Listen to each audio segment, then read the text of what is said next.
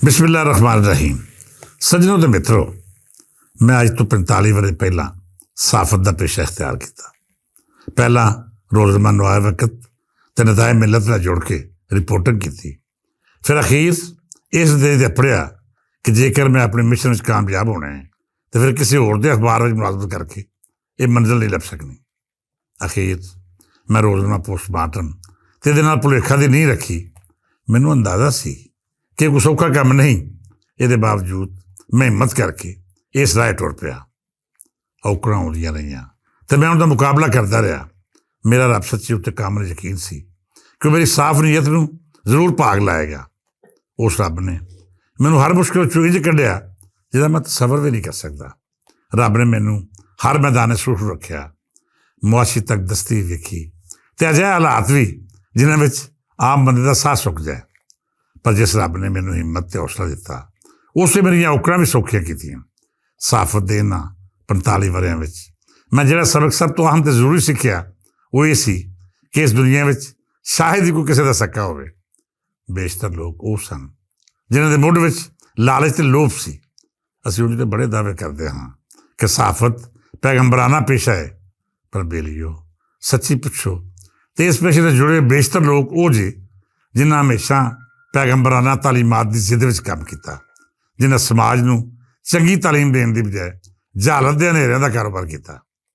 मैं सादा आदमी सा, साफ तो सीधी गल कर दिंदा सा। रख रखाओ मेरे मजाज का हिस्सा जरूर सी, पर इस रख रखाओ ने मेरी बेबाकी नूं कदी कमज़ोर नहीं किया।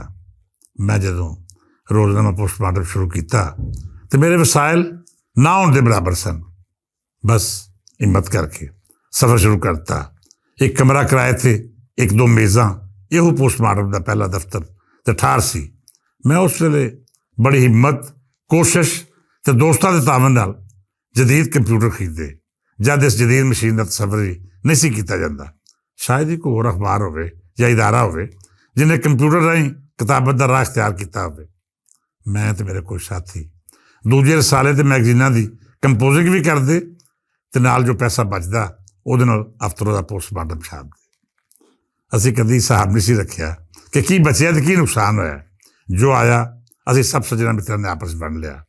ਫਿਰ ਜਦੋਂ ਅਫਤਰੋ ਦਾ ਪੋਸਟਮਾਰਟਮ ਲੋਕਾਂ 'ਚ ਮਕਬੂਲ ਹੋਣਾ ਸ਼ੁਰੂ ਹੋਇਆ, ਇਹਦੇ ਮਜ਼ਾਜ ਤੇ ਖਬਰਾਂ ਨੇ ਉਹਨਾਂ ਤਗੜਿਆਂ ਦੇ ਬੂਹੇ ਖੜਕਾਣੇ ਸ਼ੁਰੂ ਕੀਤੇ ਜਿਹਨੇ ਕਦੀ ਕਿਸੇ ਮਾੜੇ ਤੇ ਕਮਜ਼ੋਰ ਦੀ ਆਵਾਜ਼ ਨਹੀਂ ਸੁਣੀ। ਜਦ ਇਹ ਅਖਬਾਰ ਸਵਾਲ ਬਣ ਕੇ ਤਾਕਤਵਰ ਮਾਫੀਆ ਦੇ ਸਾਹਮਣੇ ਆਉਣਾ ਸ਼ੁਰੂ ਹੋਇਆ ਤਾਂ ਸਾਨੂੰ लुकाई की मदद नाल वो हौसला मिल गया जिन्हें अखबार नूं अफतरे तो रोज़नामा बनाने की तरकीब दी। मैं जवान सा, मेरे नाल अनवर जे डोगर तो होर अजिहा दलेर लोग सन जिन्हें जिंदगी में कदी खौफ नूं अपने आवास से तारी नहीं सी होण दिता। असी इस दुनिया के नरूदां की अग विच बिला खौफ छालां मारियां तो रब सच्चे की मेहरबानी नाल हर वारी अपना आप बचा के इन्हां वेले दे नमरूदां नूं एक्सपोज भी किया जो फर्ज भी निभाए ਜਿਹੜੇ हर सहाफी उत्ते वाजिब होंदे ने। मैं दावा नहीं करता कि मेरे अमल तो कभी किसी को नुकसान नहीं पहुँचया। मुमकिन है किसी नाल ना चाहते होए भी ज्यादती हो गई होवे, पर मैं एक गल बड़े वसूब तो दावे नाल आखदा हाँ कि मेरे को मुतासर होने वाले लोगों में कोई माड़ा तो मजलूम बंदा नहीं होगा। क्यों जी मैं कभी किसी कमज़ोर नूं ना तो अपनी सहाफत या अखबार ही जेरे पास लिया तो ना ही मैं वो खिलाफ टुरिया। मेरा अपने रब नाल वादा सी कि मैं हमेशा उस तबके को छापांगा जो लोगों का इस्तेसाल करता है, जो माड़े का लहू पी के अपने महल ते माड़ियां बनाता है। मैं रब नाल ये वादा पूरा करने की पूरी कोशिश की तो शायद इस कोशिश कामयाब भी होया। मेरी जुबान कभी गूंगी नहीं रही। ज़्यादा दौर में कैद कट्टी, मुशर्रफ दौर में सरकार की बदमाशी बर्दाश्त की तो इस मगरों जेड़े भी दौड़ आए मैं कोई फायदा नहीं चुक सकिया। जो किया रब की मदद ते अपने दम न किया। उस रब सच्चे ने मैनू कभी मायूस नहीं होने दिता। मैं समझदा हाँ कि मेरा ज़मीर मुतमिन भी है तो मेरी रूह उस वादे उत्ते अज भी कार बनदे जिसका जिक्र मैं तुहाडे नाल पहला किया है। सज्जन प्यारे हो, मैं अखबारां ते मीडिया हाउसेस के मालकान नूं इंज मुनाफकत करदे वेखिया है कि उन्हां दे अखरां ते किरदार विच फासले वेख के मैनू अपने आप तो शर्म आउण लग पैंदी है। मैं अजिहे बेशुमार लोगों नूं मलक रियाज या सेठां के दरवाजे उत्ते बैठिया वेखिया जिहड़े अज मलक के खिलाफ इंज इलैक्शन देंदे ने ਜਿਵੇਂ ਉਹਨਾਂ ਤੋਂ ਵੱਡਾ ਵੇਲੇ ਦਾ ਕੋਈ ਵਲੀ ਨਹੀਂ। ਇਹਦੇ ਬਾਵਜੂਦ ਮੈਂ ਸਮਝਦਾ ਹਾਂ ਕਿ ਲੱਖਾਂ ਖਰਾਬੀਆਂ ਦੇ ਬਾਵਜੂਦ ਗੁਜ਼ਰੇ ਵੇਲੇ ਦੀ ਸਾਫਤ ਵਿੱਚ ਇੱਕ ਰੱਖ ਰਖਵਾਇਆ ਸੀ। ਲੋਕ ਮੁਨਾਫਿਕ ਜ਼ਰੂਰ ਸਨ, ਸੌਦੇਬਾਜ਼ੀ ਵੀ ਕਰਦੇ ਸਨ, ਆਪਣੀ ਆਪਣੀ ਥਾਵੇਂ ਸ਼ਰਾਫਤ ਦਾ ਲਵਾਦਾ ਓੜ ਕੇ ਬਲੈਕਮੇਲਿੰਗ ਵੀ ਰੱਜ ਕੇ ਕਰਦੇ ਸਨ, ਪਰ ਕਿਸੇ ਥਾਵੇਂ ਉਹ ਗੰਦਗੀ, ਫੁਆਸ਼ੀ, ਬੇਹੋਦਗੀ ਤੇ ਅਜਿਹਾ ਨੰਗਾਪਨ ਨਹੀਂ ਸੀ ਜਿਹੜਾ ਅੱਜ ਵਿਖਾਈ ਦੇ ਰਿਹਾ ਹੈ। ਸਾਫਤ ਹਜ਼ਾਰਾਂ ਖਰਾਬੀਆਂ ਦੇ ਬਾਵਜੂਦ ਕਿਸੇ ਹੱਦ ਤੱਕ ਇੱਕ ਮਖਸੂਸ ਹੱਦ ਕਰਾਸ ਨਹੀਂ ਸੀ ਕਰਦੀ। ਪਰ ਅੱਜ ਜੋ ਅਸਰ ਸੋਸ਼ਲ ਮੀਡੀਆ ਨੇ ਸਾਡੀ ਸਾਫਤ ਦਾ ਕਰ ਛੱਡਿਆ ਹੈ, ਇਹਨੂੰ ਵੇਖ ਕੇ ਆਪਣੇ ਆਪ ਤੋਂ ਸ਼ਰਮ ਆ ਰਹੀ ਹੈ। ਨਵੇਂ ਕੁੜੀਆਂ ਮੁੰਡੇ ਅਜਿਹੇ ਮੌਜ਼ੂਆਤ ਨੂੰ ਜ਼ੇਰੇ ਬਾਸ ਲਿਆ ਕੇ ਇੰਝ ਗੱਲਬਾਤ ਕਰ ਰਹੇ ਹੁੰਦੇ ਨੇ ਜਿਵੇਂ ਨਾ ਤਾਂ ਇਹਨਾਂ ਦਾ ਪ੍ਰੋਗਰਾਮ ਇਹਦੇ ਕਿਸੇ ਭੈਣ ਭਰਾ ਨੇ ਵੇਖਣਾ ਹੈ ਤੇ ਨਾ ਹੀ ਮਾਪਿਆਂ ਨੇ। ਪਿਛਲੇ ਦਿਨੀ ਫੇਸਬੁੱਕ ਵੇਖਦੇ ਇੱਕ ਅਜਿਹਾ ਬਰਾਇਲਰ ਟਾਈਪ ਦਾ ਐਂਕਰ ਸਾਹਮਣੇ ਆਇਆ ਜਿਹੜਾ ਇੱਕ ਮੁਬੈਨਾ ਮੀਆਂ ਬੀਵੀ ਤੇ ਉਹਨਾਂ ਦੇ 4-5 ਸਾਲ ਦੇ ਬਾਲ ਨੂੰ ਘੇਰ ਕੇ ਖਲੋਤਾ ਸੀ। ਬਾਰ-ਬਾਰ ਉਹਨੂੰ ਪੁੱਛ ਰਿਹਾ ਸੀ ਕਿ ਤੁਸੀਂ ਇੱਥੇ ਆਪਣੀ ਬੀਵੀ ਦੀ ਅਦਲਾ ਬਦਲੀ ਕਰਨ ਆਏ ਹੋ। ਉਹ ਬੰਦਾ ਹੋ ਸਕਦਾ ਹੈ ਮੁਜਰਮ ਹੋਵੇ, ਉਹਦੀ ਸੁਆਣੀ ਵੀ ਜਿਸਮ ਫਰੋਸ਼ ਜਾਂ ਕਿਸੇ ਅਜਿਹੇ ਧੰਦੇ ਦਾ ਸ਼ਿਕਾਰ ਹੋਵੇ, ਪਰ ਮੋਟਰਸਾਈਕਲ ਦੀ ਟੈਂਕੀ 'ਤੇ ਬੈਠਾ ਉਹ ਬੱਚਾ ਆਪਣੀਆਂ ਮਾਸੂਮ ਨਜ਼ਰਾਂ ਨਾਲ ਵੇਖ ਰਿਹਾ ਸੀ ਕਿ ਇਹ ਐਂਕਰ ਇਹਦੇ ਨਾਲ ਜਿਹੜੀ ਜ਼ਨਾਨੀ ਸਾਫਤ ਦੇ ਨਾਂ ਉੱਤੇ ਤਮਾਸ਼ਾ ਲਾਈ ਖੜੀ, ਇਹ ਕੀ ਕਰ ਰਹੇ ਨੇ। ਉਹਦੀ ਹੈਰਾਨੀ ਵਿੱਚ ਹਜ਼ਾਰ ਸਵਾਲ ਸਨ। ਉਹਦੀ ਅੱਖਾਂ ਦਾ ਖਾਲੀਪਨ ਤੇ ਚਿਹਰੇ ਦੀ ਮਾਸੂਮੀਅਤ ਨਹੀਂ ਸੀ ਜਾਣਦੀ ਕਿ ਇਹ ਐਂਕਰ ਨਵਾਂ ਬੇਗੈਰਤ ਕੀ ਕਰ ਰਿਹਾ ਹੈ। ਫਿਰ ਪਤਾ ਲੱਗਾ ਕਿ ਇਸ ਐਂਕਰ ਦੇ ਨਾਲ ਉਹ ਜ਼ਨਾਨੀ ਵੀ ਹੈ ਜਿਹਨੇ ਇਸ ਮੀਆਂ ਬੀਵੀ ਨੂੰ ਦਾਵਤ ਦਿੱਤੀ ਜਾਂ ਨਾਮ ਨਿਹਾਤ ਖੁਫੀਆ ਆਪਰੇਸ਼ਨ ਕੀਤਾ। ਕਹਾਣੀ ਜੋ ਵੀ ਸੀ, ਇਹ ਮੀਆਂ ਬੀਵੀ ਕਿਸੇ ਅਜਿਹੇ ਧੰਦੇ ਨਾਲ ਜੁੜੇ ਸਨ ਜਾਂ ਫਿਰ ਉਹਨਾਂ ਨੇ ਕਿਸੇ ਹੋਰ ਨੂੰ ਟਰੈਪ ਕਰਕੇ ਬਲੈਕਮੇਲ ਕਰਨਾ ਸੀ। ਇਹ ਜਾਣਿਆ ਬੁੱਝਿਆ ਬਗੈਰ ਇਹ ਐਂਕਰ ਤੇ ਇਹਦੇ ਨਾਲ ਦੀ ਜ਼ਨਾਨੀ ਦੋਵੇਂ ਜੱਜ ਬਣ ਕੇ ਆਪੇ ਫੈਸਲਾ ਸੁਣਾਈ ਜਾ ਰਹੇ ਸਨ ਕਿ ਇਹ ਮੀਆਂ ਬੀਵੀ ਗੰਦੇ ਧੰਦੇ ਨਾਲ ਜੁੜੇ ਹੋਏ ਨੇ।